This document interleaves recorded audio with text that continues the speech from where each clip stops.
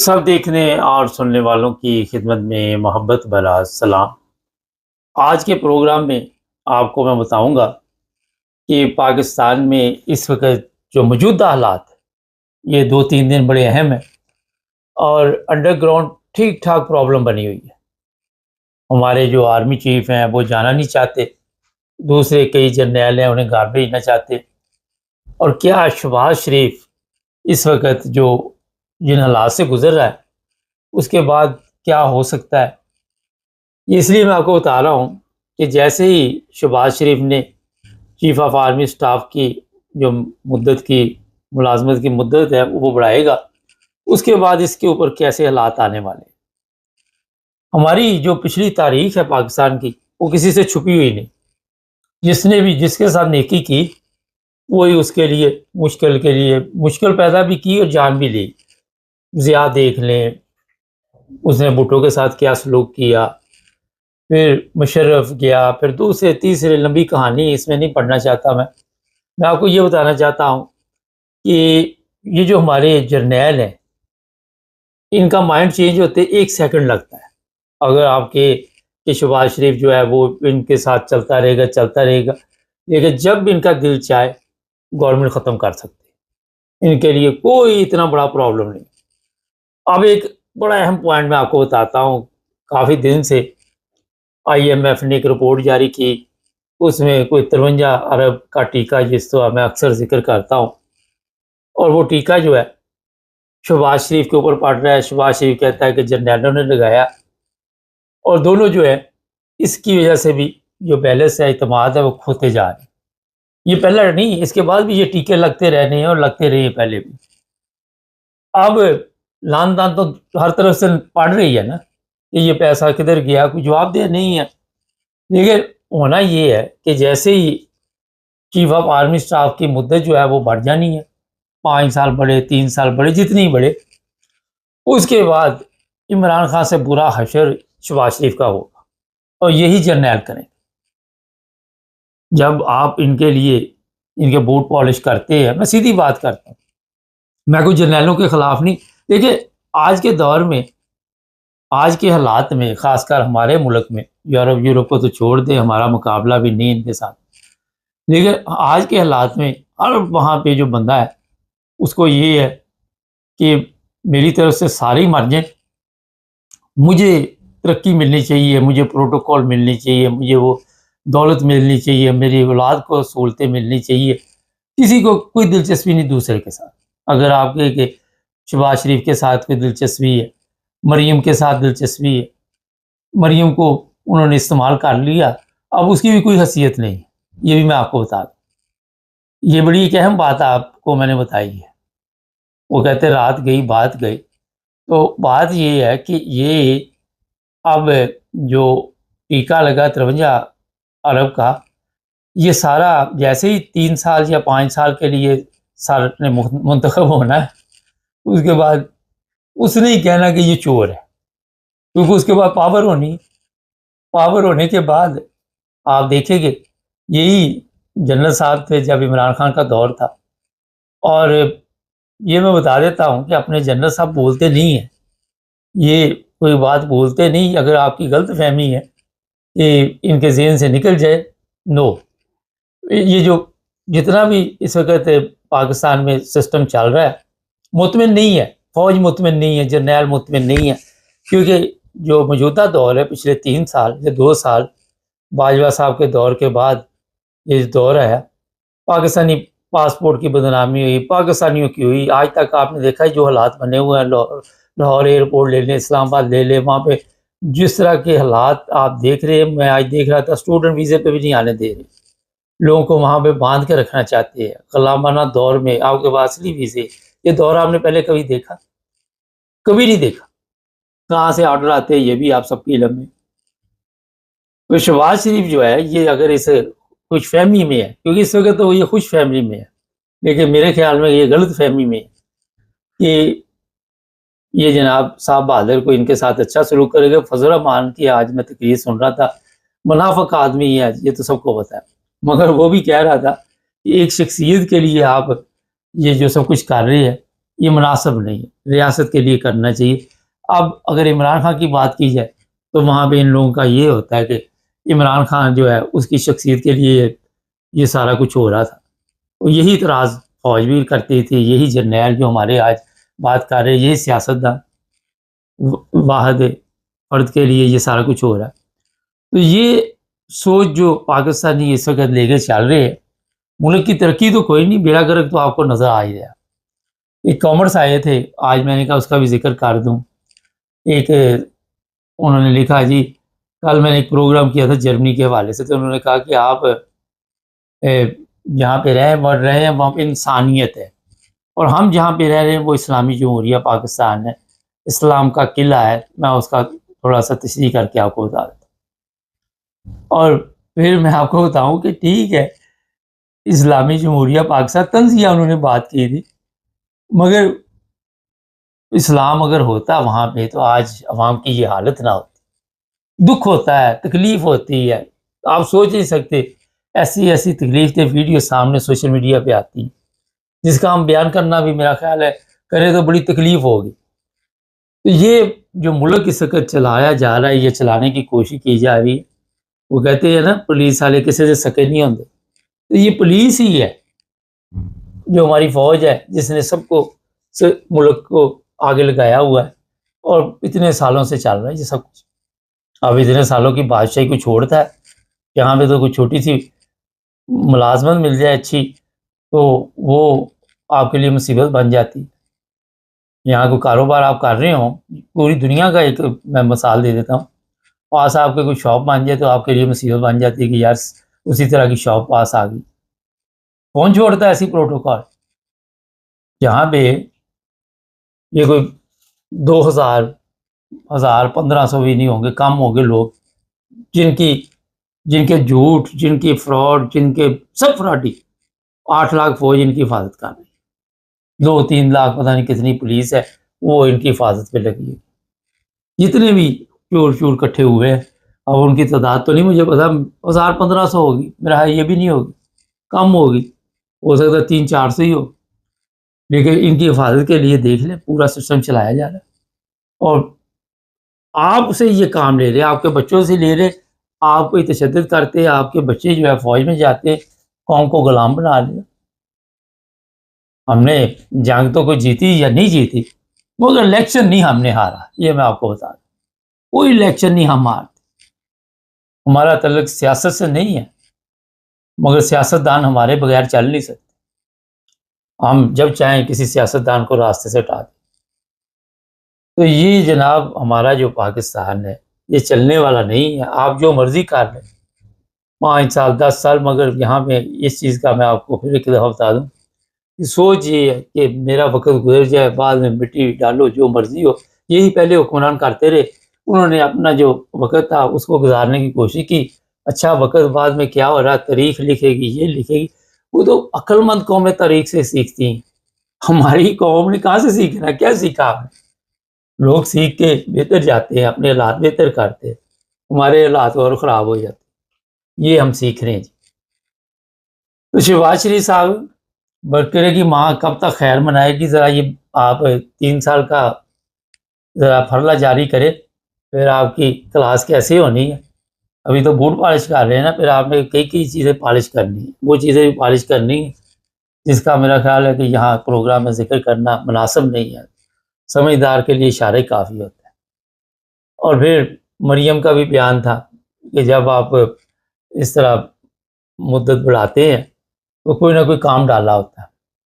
अब यहाँ पे एक बड़ा अहम पॉइंट आखिर में मैं बता देता हूँ, इन्हीं से ही वो उन्होंने वो अपने ऊपर लफ्ज़ ज़ुबान पे नहीं आ रहा, इस्तिस्ना जो ली है इन्हीं लोगों से ली है।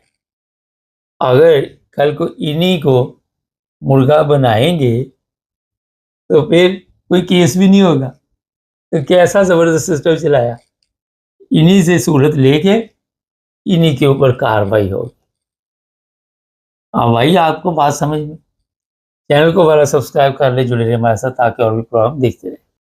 सब देखने और सुनने वालों की खिदमत में मोहब्बत भरा सलाम। नाज़रीन, पाकिस्तान के कई इलाके वहाँ पे पैरा फोर्स जो है उन्होंने बदमाशी शुरू की। और अभी मैं आपको बताऊंगा कि किस तरह लोग उनके खिलाफ है। सुने जरा, ये सुनिए। अच्छा, ये बैनर लेके लोग, बड़े बड़े बैनर लेके, तो वहाँ पे अपना सड़कों पे निकले हुए। ये चिन्योट का इलाका है। मैं थोड़ा सा बताता हूँ कि पैरा फोर्स जो है ये करती क्या है, इसका काम क्या है, और ये नजायज़ जो काम वहाँ पे कर रहे हैं, जिसकी वजह से ताजर बरादरी जो है, ये नहीं कि सिर्फ वहाँ की, अपना चिन्योट की या चिनाब नगर या लालियाँ की, पूरे पाकिस्तान में ये तूफान आया हुआ। पंजाब में खासकर आप कह सकते हैं, क्योंकि पाकिस्तान तो मैंने वैसे ही कह दिया, ये मरियम की बनाई हुई है पैरा फोर्स। अच्छा, अब इन्होंने जो तरीका वारदात ढूंढा हुआ है बड़ा खतरनाक। ताजर बरादरी पूरी चिन्योट की जो है वो सड़कों पे बैनर उठा के आ गई, ऊपर तस्वीरें भी लगा देंगे। इसी तरह चिनाब नगर से भी हमारे पास इतला आती रहती है, इसी तरह और भी फैसलाबाद है, और भी शहरों से। करते ये क्या है जी जनाब, कि इनको अख्तियारात जो दिए गए हैं उससे नजायज़ फ़ायदा उठाते, लोगों की चीज़ें उठा के ले गए, जो कोई चीज़ काबू आई उसको उठाया, ले गए। और फिर तशद्दुद, लड़ाई झगड़ा, रिश्वत, माल दो, माल नहीं दे रहे तो चलो जी आपके साथ हम क्या सलूक करेंगे। तो ये उसी इलाके में जो इलाका है वहाँ की पैरा फोर्स है, कोई ज़ाती आपका इख्तलाफ है वहाँ भी पैरा फोर्स पहुँच जाती। और ये सब एक डाकू आप इनको कह सकते हैं। डकैती ये होती है कि आपके सामने आपका सामान छीन के ले जाना। चोरी तो और होती है ना कि छुप के आपने चोरी करनी, वो कहते कर लो जो करना, हम बदमाश हैं इस इलाके के, आपने जो करना वो कर लो, और कोई कुछ नहीं कर पाता। पिछले दिनों इस पे मैंने प्रोग्राम किया था, आपस में गुत्थम गुत्था हुआ, ये लड़ाई भी हुई, मार कुटाई हुई, केस बनाए जाते हैं फौरी तौर पे, एफआईआर वहाँ पे तो ऐसे मामले में मिनट में हो जाती है। तो ये जो पैरा फोर्स है इन्होंने वहाँ पे बदमाशी शुरू की हुई है, और लोग जो है वो सड़कों पे निकल के ये नारे लगा रहे कि गुंडागर्दी नहीं चलेगी, और कोई सुनने वाला नहीं। हर चीज़ जो हमारा मसला है वो हमने सड़क पे आके हल करना है। जुलूस निकालना, कोई मर गया पुलिस से मैयत लेनी है फिर भी हमने धरना देना है। अगर कोई पकड़ा गया है नजायज़ वो भी छुड़ाना है तो धरना देना है। इमरान खान आज तक देख ले, जिस तरह उसके ऊपर नजायज़ केस बनाए हुए हैं, और सोशल मीडिया पे उसके खिलाफ प्रोपेगेंडा फुल ये वो करता था, हर बुराई उसके ऊपर डाल दी, और जितने जो लोग डाल रहे हैं उनकी अपनी हालत देखें। ये मैं इसलिए बता रहा हूँ, कोई बुराई ऐसी नहीं जो इमरान खान पे ना डाली हो। जिनसी मिनसी जो इनके जेहन में आया इन्होंने वहाँ पे, अब सोशल मीडिया पे अपनी जो टीमें हैं उनके जरिए ये सब कुछ चला। ये नहीं कि सिर्फ गुंडागर्दी चिन्योट वालों पे आई हुई, कौम भी आई हुई है, किसी न किसी राज से पूरी कौम का बेड़ा गर्क हुआ। अब ये पैरा फोर्स वाले जो है ये भी मेरे पास इतला है, ये सामान लेते पैसे नहीं देते। चिन्योट के ताजर कहते हैं कई कि जनाब, वो कहते फ्री खाते में सामान दो और वरना सुबह आके आपकी क्लास लें। अब वो लोग जो हैं इतनी महंगाई के दौर में अपना सिस्टम चलाएं या फिर वो इनके पेट भरें। और फिर ये मैं होता ये है, एक मैं छोटी सी चीज़ बताऊँ, ये रेहड़ी उठाने वाले मैं देखता हूँ, वो गरीब आदमी है रेहड़ी, अच्छा जी उसने गलती की, अब यहाँ पे वो मोटरसाइकिल चला रहा है, कोई कार चला रहा है, कोई ट्रक चला रहा है, उसने गलती की, उसे टिकट दे दो यार जी आपका 200 का टिकट है पहली दफ़ा, दूसरी दफ़ा 400 का होगा, 500 का होगा। आपने अगर दोबारा गलती की, ये होना चाहिए ना, ये तो नहीं होना चाहिए कि आप उसका कारोबारी चुक के अपनी वो ट्राली में डाल के ले जाएं। ऐसे होता है किसी मुल्क में? मुझे बताइए, किसी दुनिया के मुल्क में नहीं होता। कोई भी गलती करे टिकट मिल जाता है, बस ठीक है जी टिकट पे कर दो। वो खुद ही जब एक दफ़ा टिकट पे करेगा, उसको दूसरी दफ़ा इस चीज़ का ख्याल होगा कि यार ये टिकट मैंने दी थी, अब मैं एहतियात करूँगा, अब मैं गलती नहीं करूँ। मगर क्योंकि इस्लामी जमहूरिया पाकिस्तान इस्लाम का किला है, यहाँ पे हर हराम का काम वहाँ पे आपको मिले। ये मैं कई दफ़ा बता चुका, कोई भी इदारा है उससे आप ये तवक्को ना रखें कि वो आपकी सहूलत के लिए बना, वो आपकी परेशानी के लिए बनाया गया है, आपके ज़हनी मरीज़ बनाने के लिए बनाया गया। उसके अलावा कुछ नहीं। ये जो लोग सड़कों पे आए हैं वो बहुत बड़ा जुलूस है। ये क्यों आए? क्योंकि उनको पता है कि यहाँ पे आएंगे, ये मरियम के पास केस जाएगा, मरियम देख रही होगी, उसके साथ वो 4 और भी जो बेवा औरतें हैं, वो जो तलाक याफ्ता हैं, वो भी देखेंगी। वो फिर मरियम को कहेंगी कि थोड़ा सा सिस्टम को चेंज कर देते हैं और कोई तरीका वारदात ढूंढते हैं। ये नहीं चल रहा, लोग सड़कों पे आ रहे हैं, दुनिया देख रही है, इंटरनेशनल लेवल पे सारा मीडिया पे खबरें चलनी शुरू हो जाती हैं। लेकिन बच्चे तो नहीं इन ताजरों, जो तय कर लिया, जो सोच लिया। होता ये है कि ताजर कोई भी हो, अपने जितने भी वहाँ यहाँ यूरोप में हैं, गवर्नमेंट को सहूलत देती है कि ये टैक्स देती है, ये हर तरह का उनका ख्याल रखती है, ताकि ये टैक्स देंगे तो मुल्क में खुशहाली आएगी। हमारे क्योंकि कर्जा लेना है, हमने कौन सा टैक्स दिया भी तो। अब देख ले, वो टैक्स लेने वाले एक घरों का टैक्स लेते हैं। पिछले दिनों एक मुझे फ़ोन आया, अब मैं बता देता हूँ आपके कि सारी बातों का इनको कहता है, मैं इस वक्त जी चिनाब नगर रबुआ में हूँ, यहाँ टैक्स वाले फिर रहे हैं और वो कहते हैं जी मुकमका करो वरना आपके ऊपर 3 साल का डाल देंगे, 5 साल का डाल देंगे। और वो कहते हैं बारों बार लाहौर करो, उसके बाद हम साल 2 साल नहीं आएंगे। और फिर इन्होंने इलाके तकसीम किए हुए, ये तेरा इलाका, ये तेरा इलाका, ये तेरा इलाका, ये तेरा इलाका। तो ये बिल्कुल मैं आपको हकीकत बता रहा हूँ। तो मुझे 2-3 हफ्ते पहले कहा गया, अभी मेरे ज़हन में ये बात है कि ये वारदात डालते हैं। इसी तरह पैरा फोर्स ने अपनी वारदात डालनी। मैंने कहा आपको कि इनसे फ़ायदा नहीं, आपको भी नहीं और मुल्क को भी कोई फ़ायदा नहीं। मुल्क को भी मुझे इन लोगों से आप फ़ायदा निकाल के दिखा दें कि यहाँ इनसे कोई फ़ायदा हो सकता है। आए दिन लोगों के ऊपर जुल्म की कोई ना कोई नई से नई दास्तान आपको नज़र आएगी वहाँ।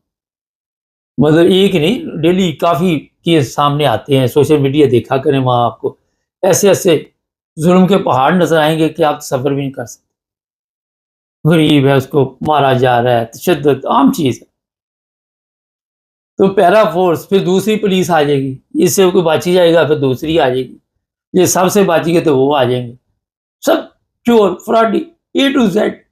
कोई ऐसी चीज़ नहीं जिससे कभी कौम के मरमों पे कोई ज़ख्म पट्टी रखी हो ठंड की, कि कोई इनको भी सुकून का सांस है। इनको तकलीफ दे नहीं है तो फिर ये सिस्टम चलना है। फिर ये पैरा फोर्स हो, ये टैक्स वाले जो इनकम टैक्स जो किराए पे घर देते हैं लोग, उस पे जो इस तरह मैंने अभी चिनाब नगर की बात की, तो ये फुल फ्रॉडी है। मैं, मेरा ख्याल है कोई 10-15 साल पहले पाकिस्तान गया, तो हम जा रहे थे गाड़ी पे, तो एकदम वो कहने लगा जिसके साथ बैठे थे, रोको रोको रोको ड्राइवर को, क्या हुआ? कहता यार वो बंदा जा रहा है, इसको मैंने पैसे दिए थे, ये कहता था मुझे पैसे दो, तुम्हारे ऊपर फिर टैक्स नहीं लगेगा। तो मैं कहा तू क्यों दिए? कहता रसीद कटाता, फिर भी इसने कई गेम में डालनी थी, इसके बगैर चारा नहीं था, और अब एक और को भेज दिया इसने। लो जी, वो गाड़ी रोकी, मोड़ो मोड़ो मोड़ो, पहुंचे वहां पे, वो साहब मिल गए, बाइक पे थे शायद। उनको कहा जनाब ये केस आपका था, आपने तो हड्डी शड्डी चूस ली है, और ये जो एक और नया बंदा भेज दिया। कहता नहीं, मैं उसी वक्त उसने कॉल शॉल की, उसने कहा नहीं ये मेरा इलाका है, इधर आपने नहीं जाना, आपका इलाका जैसे मांगने वालों ने नहीं इलाके, अपना अपना इलाका दूसरे इलाके में वो मांगने वाला चले जाए तो मुसीबत बन जाती है। इसी तरह जी टैक्स वालों ने, पैरा फोर्स, पुलिस, और जहाँ से आप बच गए फिर ऊपर वाली सरकार आ जाएगी। बच्चे तो नहीं आप, कहीं भी आप मुझे दिखा दे कि आप बच के दिखाएं। तो ये मुल्क कैसे चल सकता है जब आपके खजाने में पैसे नहीं जाने, आपकी जेब में जाने? आपने जब हराम के पैसे से बच्चों की परवरिश करनी, उनको पढ़ाना लिखाना, फिर वो उनको रिश्वत दे के, फिर ऊपर जिसको थोड़ी अकल आ गई, फिर वो आपके ऊपर जो कौम है बेअकली, उसने गधों की तरह चलते जाना, पता नहीं किसको, वो बैल साहब घूमते जाना, वो आगे से जब आंखें उसकी दिखाई तो कहता मैं तो वहीं पे खड़ा हूँ। तो ये कौम बेड़ा गर्क है, ये बैल तो वहीं पे खड़ा होता है, इसका कौम का और इन इदारे जो और पीछे चले जाते हैं और बेड़ा गर्क हुआ। तो जनाब ये है हालात और तकलीफ दे। अब ये ताजर जो हैं ये काम करें, जुलूस निकालें या इनका पेट पाले, क्या करें? तो मरियम को अब कोई और तरीका वारदात ढूंढना पड़ेगा। चैनल को बार सब्सक्राइब करें, इस चीज़ का ख्याल रखिएगा, किसी ने कोई चीज़ बाहर रखी उसे टिकट दे दे, जुर्माना दो। अगर वो जुर्माना देगा खुद ही अंदर रख ले, ये तो नहीं उसका सारा सामान उठा के ट्राली में डाल लिया, बाद में बंदर बांट कर ली। शर्म करनी चाहिए। जुड़े रहे हमारे साथ। सब देखने और सुनने वालों की खिदमत में मोहब्बत भरा सलाम। बड़ी गरम गरम खबरें आज। और फानम खान साहब हमारे साथ हैं। यूक्रेन जंग, जर्मनी, इटली, बहुत कुछ है। सबसे पहले यूक्रेन जंग, खान साहब अमेरिका बहादुर ने फिर अपनी तरफ से तो मसला हल कर दिया, क्या कहते हैं यूरोपियन अब? देखिए G20 की सभा कॉन्फ्रेंस हो रही थी, उस दौरान इन्होंने ट्रम्प साहब ने 28 नुकाती फार्मूला पेश किया था अमन का जी। और उसके ऊपर जिनेवा के अंदर मुलाकातें शुरू हो गई थी, यूरोपीय यूनियन की और यूक्रेन की। जी। यूरोपीय यूनियन के तमाम सरबराह जो थे वो या तो उसमें थे ब्राजील में, जहाँ पे के मौसमियाती तब्दीली की कॉन्फ्रेंस हो रही थी, और कुछ जो थे वो G20 की कॉन्फ्रेंस में जनूब अफ्रीका में थे। जी। तो वहां से जर्मन चांसलर ज़ेकिन तबसरा किया था इसके ऊपर कि भाई ये जो फार्मूला है हम इसके ऊपर भी गौर करेंगे और इसको देखने के बाद हमारी राय जो है वो यूक्रेन की जो चाहेगा उससे उसको करीब तरीन होगी। और लेकिन बहरहाल अमन सब चाहते हैं कि भाई कोई ना कोई फार्मूला जो है वो कामयाब हो जाए। लेकिन इसके बाद जो जिनेवा में इनके आपस में गुफ्तगू शुरू हुई थी, उसके बाद जो रिजल्ट आ रहे हैं, जो खबरें आ रही हैं, यही बताते हैं कि भाई इन्होंने ट्रम्प साहब ने से इख्तलाफ कर रहा है यूरोपीय यूनियन, जिसमें बरतानिया भी यूरोपीय यूनियन का साथ दे रहा है। इसको ट्रम्प साहब ने पसंद नहीं किया और कल से उनकी जो टोन है वो बदली हुई है। वो ये चाहते हैं कि भाई जो मुआहदा अमन मंसूबे है इसको मंजूर कर लिया जाए और इसमें सिर्फ यूक्रेन, अमेरिका और रूस, ये तीनों जो है इनके नाम ये लगे कि भाई इन्होंने ये अमन मंसूबा कबूल कर लिया और ये पास हो गया ट्रम्प साहब की कोशिशों से। वो कल भी उन्होंने ये बात थैंक्सगिविंग डे पे की है कि देखे मैं 7 जंगें बंद करवा चुका हूँ और ये जंग भी मैं बंद करवा दूंगा।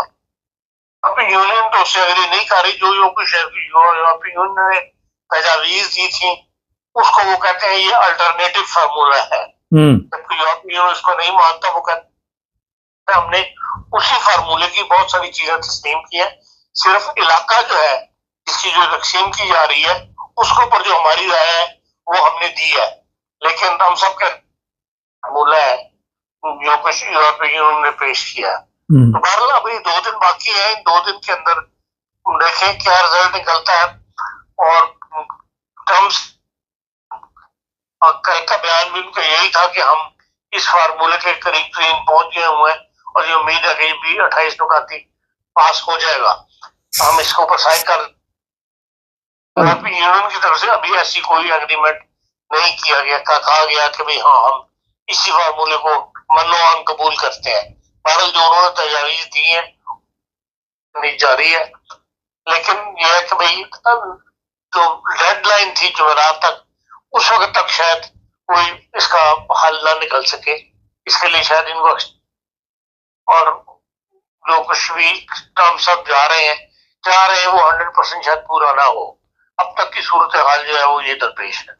देखा सर, जर्मनी से 15-20 हजार लोगों को वापस भेज दिया गया और यहाँ पे खलबली मची हुई है, बड़ी तेजी आ गई यहाँ पे सियासी पनाह में जो इनको वापस भेजा। इस बारे में जो इनका इदारा है उसका स्टेटमेंट लास्ट वीक के अंदर आई थी। उन्होंने बताया था कि हमने पिछले साल के अंदर 20,000 बंदा डिपोर्ट किया था और इस साल हमारा इरादा है 25,000 बंदा डिपोर्ट करने का कर रहे हैं और अब तक वो 20,000 डिपोर्ट कर भी चुके हैं।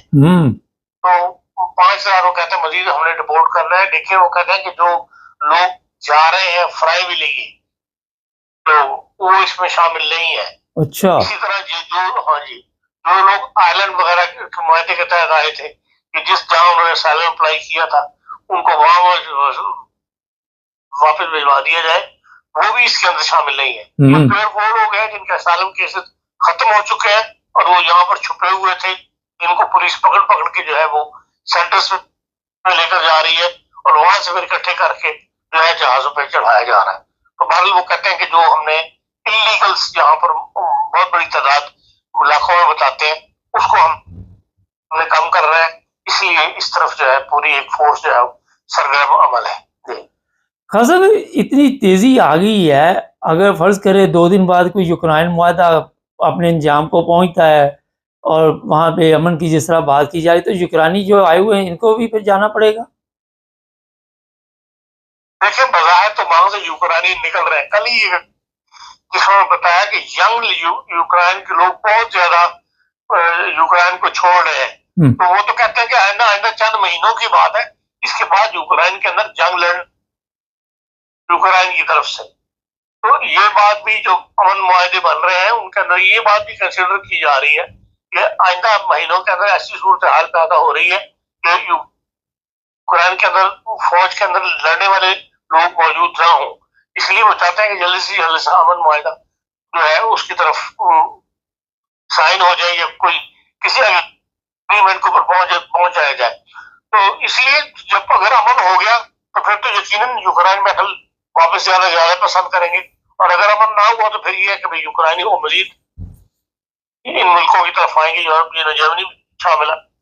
खान साहब, इटली ने भी ये कह दिया कि जो बेनिफिट ले रहे हैं उनके लिए मुश्किल पैदा हो रही है। इंग्लैंड ने भी कह दिया है। देख रहे हैं जर्मनी में भी आने वाले हालात में इसी तरह के मामला होंगे। देखिए, जर्मनी के अंदर इस वक्त बहुत अंडर प्रेशर है गवर्नमेंट जो है मैथ साहब की। आज भी उन्होंने स्टेट बयान देना है नेशनल असेंबली के अंदर। इससे पहले भी आपके जिक्र आया था प्रोग्राम के अंदर कि 2-3 बातों के ऊपर नेशनल असेंबली अभी तक उनको पास नहीं कर, 2026 का बजट अब तक पास हो जाना ही था, लेकिन हाउस हाल जो है उसी के ऊपर बहस के अंदर वो किसी नतीजे पर नहीं पहुंचे। इस तरह पेंशन का मामला है, जो इत्तेहादी पार्टी है 40 साल तक जर्मनी के अंदर काम किया है, उनको उनकी तनख्वाह का 48% यकीन मिलना चाहिए पेंशन के अंदर। जर्मनी के अंदर आपको पेंशन 2,000-2,500 से ज्यादा किसी की भी नहीं होती, मैक्सिमम इससे ज्यादा पेंशन ही नहीं देते, और गवर्नमेंट के पास वो पेंशन देने के लिए मजीद पैसे नहीं है। और बल्कि यहाँ तक कहा जा रहा है कि हो सकता है ये तार टूट जाए अगर ये बात इनकी ना मानी एसपीडी की, 48% अगर देना पड़ गया तनख्वाह का, जैसा कि बाद मुल्कों में दिया जाता ना नॉर्वे वगैरह के अंदर, तो उस वक्त उसके लिए हुकूमत के पास पैसे नहीं है। और कहीं इस बार इस बिना के ऊपर क्योंकि ये मुआहदे में शामिल थी, तो इनका इसका जो इत्तेहादी इसका खात्मा ना हो जाए, इस किस्म का खतरा पेश किया जा रहा है। इसलिए तमाम मुल्कों के अंदर हुकूमतें जो है अंडर प्रेशर है पैसे की वजह से, और उसकी 2 ही मेन वजूहत थी। एक कोविड ने तो गवर्नमेंट को बहुत ज्यादा उस वक्त पैसा खर्च करना पड़ा, और दूसरा जो है यूक्रेन जंग में बहुत ज्यादा पैसा छोंक दिया था, और तीसरा यह है कि जो हर मुल्क को अपनी नई हट के फौज खड़ी करनी पड़ रही है, उसके ऊपर उनको बहुत ज्यादा समाज चाहिए। इसलिए वो जो सोशल वर्कर गिल्ट है या जो गैर मुल्की यहाँ आकर असालम पर है, ये महाजरीन है बनते हैं, उनको जो रकम खर्च हो रही है उसकी तरफ जो है वो कटौती का रुझान है। तो फिर वो जिसकी वजह से जो है आपको ये नजर आता है कि भाई ये सख्ती की जो वजूहत है उसकी तरफ भी हमें गैर मुल्कों को जो है वो गौर करना चाहिए। हुकूमतें मजबूर हो गई हैं तब वो ऐसे कदम उठा रही हैं। जी, बहुत शुक्रिया खान साहब। नाज़रीन, आज थोड़ा सा कोई आवाज़ में थोड़ी सी प्रॉब्लम आ रही थी, माज़रत चाहते हैं, लेकिन एक चीज़ मैं बता दूं, इटली ने भी ये जो सियासी बनाई यहाँ पे चल रही है, इटालिया, वहाँ पे मुश्किलात आने वाली हैं। यहाँ की पार्लियामेंट में आवाज़ें उठनी शुरू हो गई हैं, बेनिफिट पे बहुत आवाज़ उठनी शुरू हुई है, इंग्लैंड, जर्मनी, इटली, और बताया जा रहा है कि इन लोगों के लिए आने वाले दिनों में मज़ीद मुश्किलात होंगी। अपना अपना बंदोबस्त कर लें। ये सारा अपने शहरियों पर तो नहीं कोई डालता, नज़ारा जो बाहर से आए होते हैं उनके ऊपर ये सब कुछ चलता है। चैनल को सब्सक्राइब करें, जुड़े हमारे साथ ताकि और प्रोग्राम देखते हैं।